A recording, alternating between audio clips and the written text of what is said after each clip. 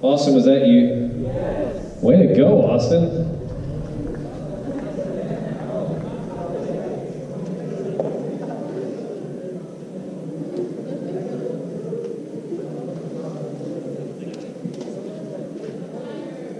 Go Tigers! Hey, I know what I'm doing. I know my audience. All right. Okay, guys. Here's what your teachers asked me to talk about the future of the exam. So to do that, I went back 5 years. I've been looking at the FRQs especially. The MCQs, multiple choice, a little bit different because we can only get a glimpse of those every 5 years, in our case, 10 years. Your teachers may have talked to you about that. In the last 5 years, urban has only been asked as urban alone by itself one time. Political has been asked the most, 4 times. So that tells me, what do you think is going to happen this year? Probably not any political, probably some urban. Culture twice, so I would be looking for some culture maybe again. Agriculture 3 times. Economic industrial, so I'm looking at what has not been tested and trying to figure out what's going to be tested. So I'm guessing. All right, here's some urban stuff that we need to know because, and I'm going to talk to your teachers at lunch about this. We're going to have a conversation. I want to hear what they think too. But I've been looking at course articulation and there's some stuff that hasn't ever been asked. And here's one of them that's never been asked on an FRQ, and that's new urbanism. Have y'all studied this yet? Okay, you're going to get to it. New urbanism is, anybody seeing lots of bike lanes and stuff popping up in the city? Even here in Mansfield and other places, more sidewalks and bicycle lanes, right? Okay, that is new urbanism. Anybody seeing a lot more roundabouts being built? Yes, no? You get roundabouts here in Mansfield? Probably see them in the city, in Fort Worth and Dallas and Arlington. Why don't we build roundabouts? Who cares? Well, okay, there's 2 things there that we could get to. What's the good thing about roundabouts? They're more efficient at intersections. You never stop. You have to slow down, but you never stop. Is that energy efficient? Highly energy efficient.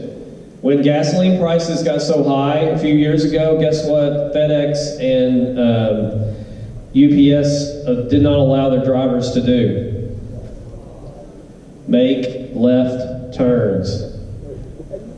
They could not do left turns, because what do you do with a left turn a lot of time? You sit and waste fuel. So it doesn't matter if you just got one car, one truck, right? But what if you got UPS and FedEx's and DHL's trucks? Is that a lot of gasoline?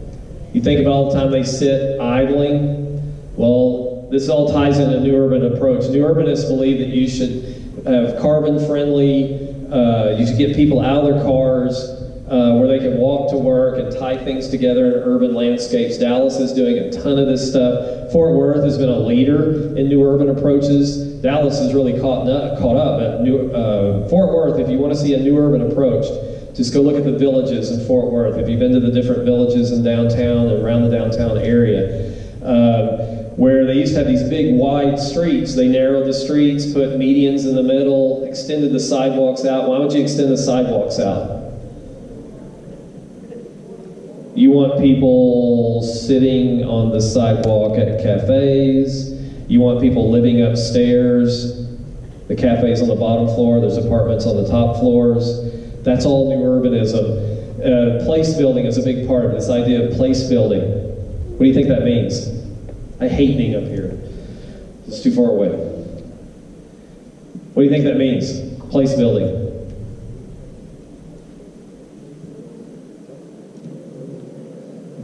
Nobody? Anybody been to Dallas recently, downtown? They trying to build place? Very much trying to build places down there where people can live there, work there, shop there. And you don't even really need a car to do a lot of these things, okay?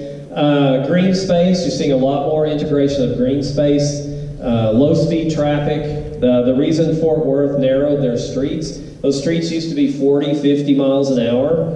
Now they want people going 25 and 30. One, it's safer, and two, people are more likely to notice those extended sidewalks and the green spaces and the shops there if you're going at a low speed. The high speeds of the 50s and 60s were intended to get people through a place. New urbanism is, they want you to immerse in that place. They don't want to get you through it quickly. They want you to be in it and immersed in it. Another urban term, and this is also in agriculture, is sustainability. We haven't seen a lot of sustainability questions on urban, but sustainability is just this idea that a lot of our suburbs, and of course we're in a suburb right now, but a lot of our suburbs were built way away from the city. People wanted to get out away from the big city, the big bag city in the 1950s, 40s and 50s after World War II. So we see all these suburbs are being built.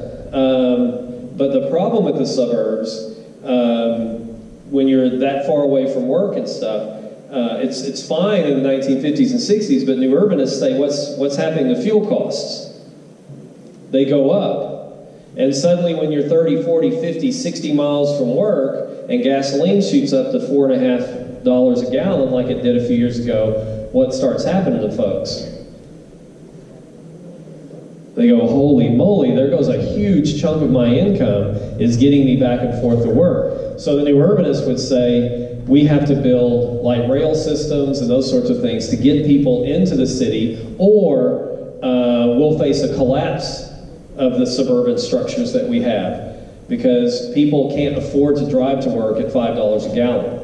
You can drive to work at $2 a gallon, $3 a gallon, but we finally found our hurt point. When gas got over $4 a gallon, that's where a lot of Americans said, this is not sustainable. We can't continue to drive to work at these kind of costs. And so you're seeing lots of cities like Dallas and Fort Worth building rail systems and other kinds of mass transit systems to move people around because it's not a sustainable force. So I know a lot of times we think of sustainability, we just think of environmental stuff and agriculture, but we also have sustainability in the urban things as well. Big one here, this was one you want to get your urban planner involved. Either here in Mansfield or gets maybe you can get one in Dallas or Fort Worth's urban planners to come talk to your class about functional and geographic fragmentation of government, the challenges in addressing these urban issues, okay? Mansfield needs to work with Fort Worth and Dallas. Even though you're 30 miles away from Dallas and Fort Worth, or approximately that, and Arlington, it's in Mansfield's interest to work with those cities. And it's in Dallas and Fort Worth's and Arlington's interest for them to work with the Mansfields that are in the suburbs. Okay? So there is this fragmentation because Mansfield's got its own deal going on. Y'all got a mayor, right? You got a city council. Arlington's got a mayor. They got a city council. And guess what that city council in Arlington's doing? They're trying to do for what? Arlington. They're not worried about Mansfield sometimes. Well, this idea is that we need to be worrying about each other. Stop competing with each other. And so I would expect some questions on that. And there's a lot of inter-regional organizations where Mansfield and Arlington and Fort Worth would try to work with each other. And that's what this is talking about. Are there gender issues in urban geography?